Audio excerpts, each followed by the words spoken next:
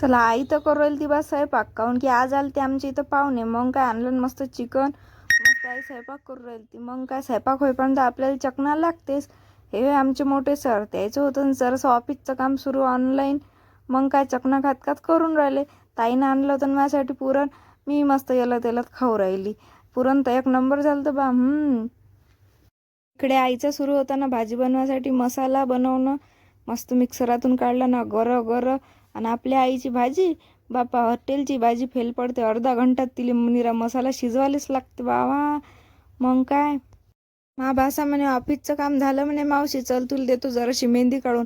बरं म्हटलं बा, दिला न त्याच्याजवळ हात. बाबा बाबा मेहंदी तर भल्ली मस्त आहे, आर्टिस्टही फेल आहे त्याच्यासमोर. बसला बा मेहंदी काढत. सगळा हात आणि हात आकडून ये, पण मेहंदी काही होय नाही गडीची. काढ म्हटलं बापा मेहंदी. आणि इकडे होती सुरू आईची भाजी मस्त झालताना त्याच्यात तडका टाकून.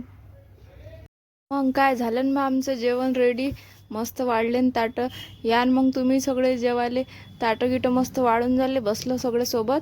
आणि पाहुणे कोण आलं तर ते तर सांगाच राहिलं. हे माहीत ताई, आणि हे तिचं पोरगं, हाय मोठा दादा, आणि हाय आमचा लहान दादा, हे वय मापली आई. चला या मग सगळे जेवायले. आणि यायच्या सुरू होत्या बा गोष्टी. पण आपल्याला चिकन मटण खाताना काही गोष्टी जमत नाही. आपलं फुल कॉन्सन्ट्रेट असते जेवणावर. तुमचंही असं असते का सांगा बरं कमेंटमध्ये. चला बाय.